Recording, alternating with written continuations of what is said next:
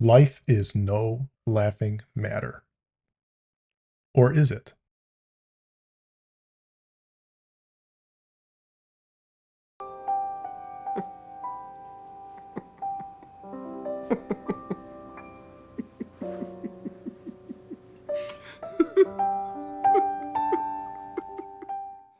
This December will mark the 25th anniversary of Man on the Moon, a film featuring one of Jim Carrey's most highly regarded performances and one of four outstanding movies he starred in from 1998 to 2004.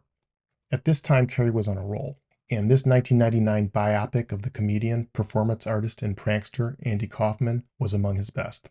As effortlessly goofy as Carrey was, he still had big shoes to fill to capture the maniacal enigma that was Andy Kaufman, who, by the end of his life and at the end of this film, winds up as the butt end of a joke by the ultimate prankster, life itself. Before we get to the scene, a quick primer on Andy Kaufman, the man, the myth, the comedic legend, because the scene we're analyzing requires a full appreciation for what Kaufman represents as a character or persona, and an understanding of what his life, his choices, and his philosophy mean for all of us, his human family of brothers and sisters who will also, in the end, succumb to life's last laugh. I hope you don't take everything I did in there seriously, what I was saying. It's just part of the show. You know, it's like the old days of the carnival barker when you get the crowd all riled up. So you just pretend to be an asshole? That's what I'm good at. Andy Kaufman is what you get when silliness is taken seriously. Andy was seriously silly. And if everything he did in his comedic career was strictly for laughs, it would have been enough, because the performances and stunts he ran from the 1970s through the early 80s made people laugh, think, or even rage quit, depending on whatever Andy was up to that particular day. By making performance comedy his professional life, and committing to it as completely as he did, Kaufman made a profound statement about life itself and exposed people as the unconscious comedic performers of their own lives. It seems you just don't respect anything. Of course I do. I think of the world as an illusion, and we shouldn't take ourselves so seriously.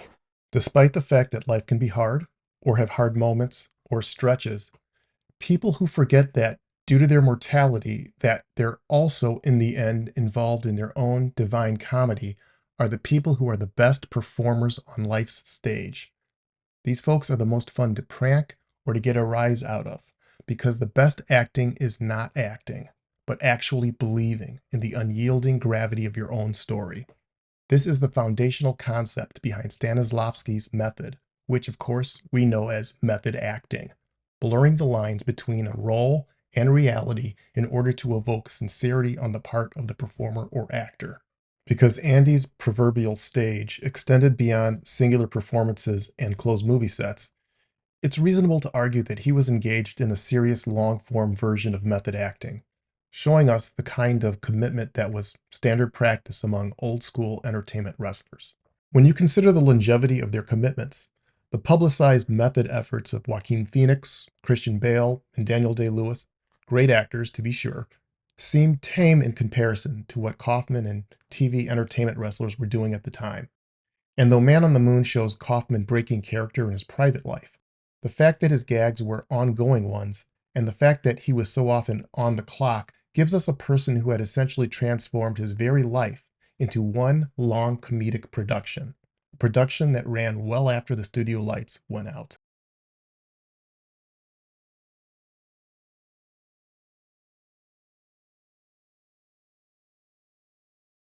If we take Shakespeare's famous quotation to heart, that all the world's a stage, it means we can choose, strategically, to take life seriously or lightly, whichever mode serves us best in the moment. And this is the ultimate life hack. When we want to make the thrills of life more intense, we can choose to lose ourselves in our stories by convincing ourselves of the importance of our ever-changing emotions and life experiences. But when things get too heavy, humor allows us to stop, pull back, and remember to lighten up, because, in a sense, it won't last anyway. This too shall pass. It's purported among varying schools of Eastern mysticism that in the deep, extremely subtle depths of human consciousness lies an awareness of the illusory nature of our existence, an awareness suppressed in order to heighten our sensations, and likewise the moral lessons of our earthly existence. If we enter our reality with a full appreciation of its illusory nature, we may fail to reap the full impact and reward of life. We are not made to live so dimly or dully. But by taking our reality so seriously, we play into the hands of the Andy Kaufmans of the world, but also to the very purpose of existence, which is to impart knowledge and wisdom via emotional experience. Ladies and gentlemen, please, you have all just participated in a happening. To make it real, some of you down there knew what was going on and some of you didn't. I'm sorry. Some people who believe in or are aware of the illusory nature of reality decide to engage it differently than most. These people are our sages, gurus, saviors, and sometimes they're plain old pranksters. And they adopt different strategies in order to restore meaning that was lost or altered as soon as they discovered that life is a game. I think of the world as an illusion, and we shouldn't take ourselves so seriously. If you were Andy Kaufman, maybe you decided to lean into the silliness of existence, and in doing so, helped to momentarily wake people up from their slumber, forcing them to reconsider their always-on, serious attitude. And if you were as bold as Kaufman was, you probably didn't care too much if you happened to piss off a few people along the way in pursuit of your purpose. Again, our mortality gives us two modes from which to view our existence, as something to take lightly or something to take seriously. We can toggle these when needed. On a smaller scale, these are the same two ways we can take a joke, lightly or seriously. People who take life seriously are like first-time riders on a roller coaster.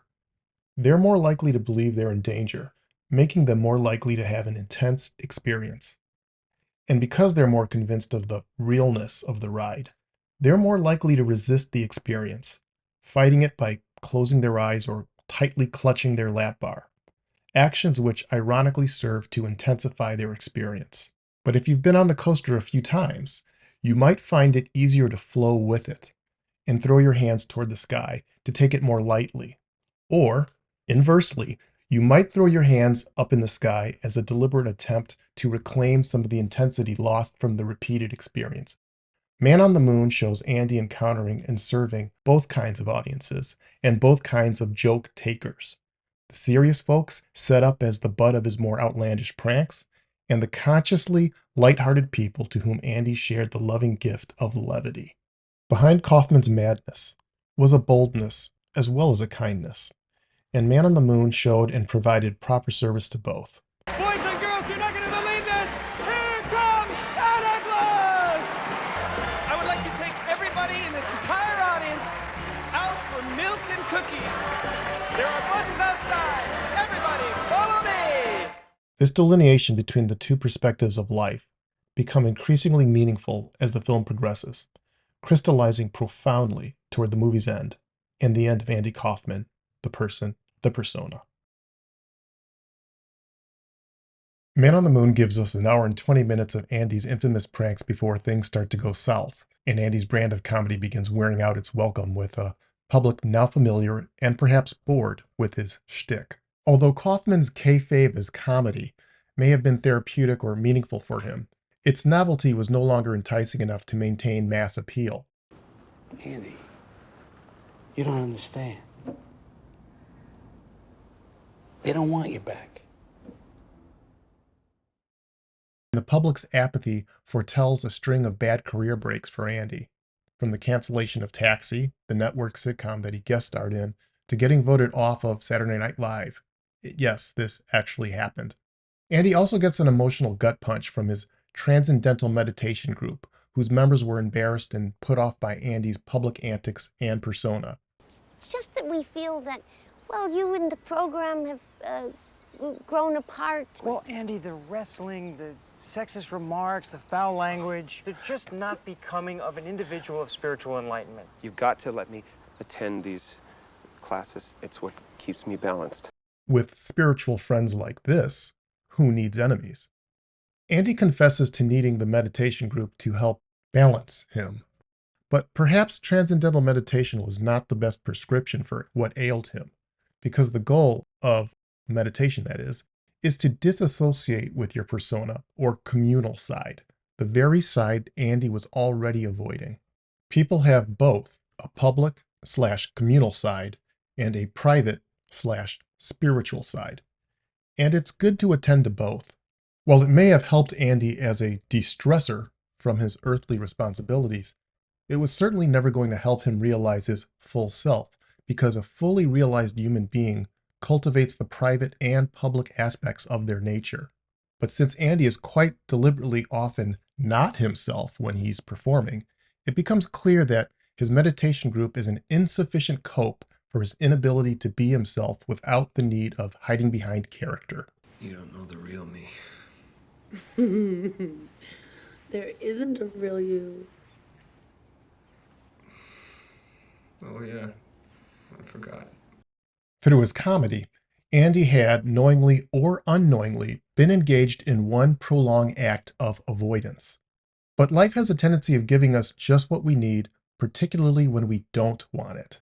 And it turns out that professional setbacks would be the least of Andy's problems.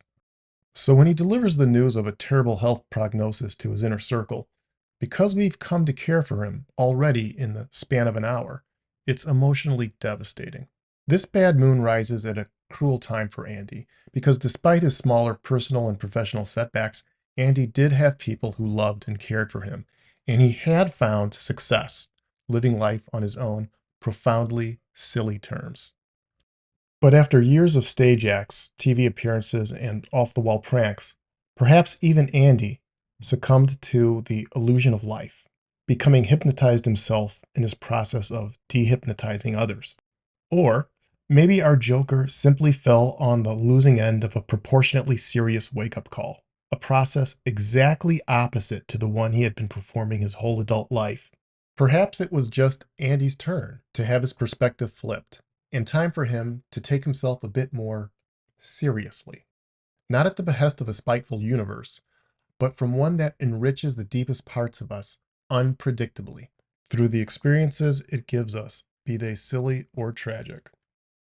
And for Andy, the prescription is a tragic one, but one that gives him a renewed appreciation for time, charging him to confront his life and to take himself as seriously as he did his work.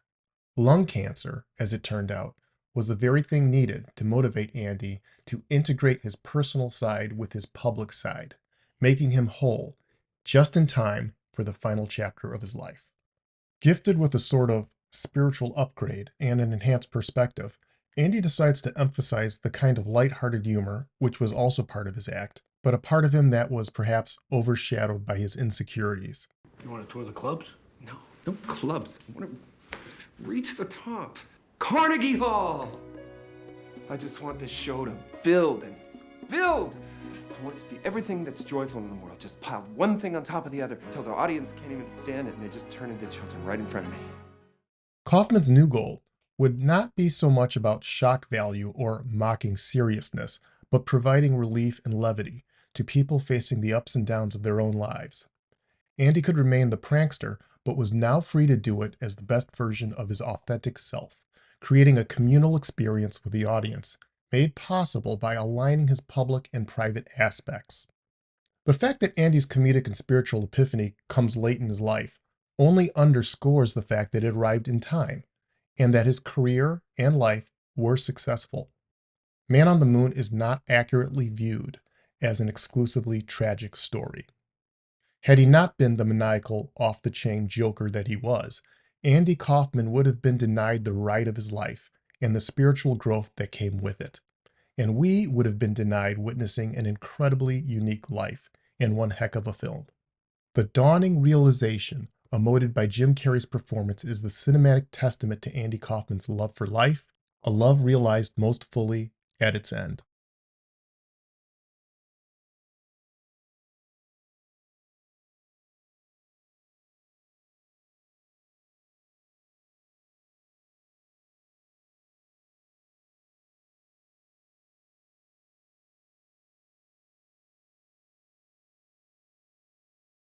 After making a career out of the absurd, Andy, made easy prey due to his desperate situation, falls for the healing prank before realizing that the joke's on him.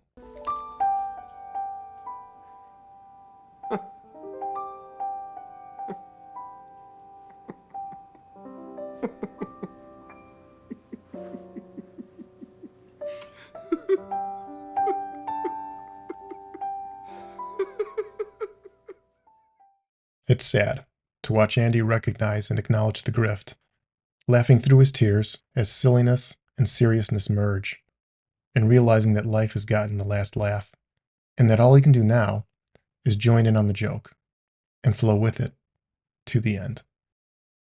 Thanks for listening.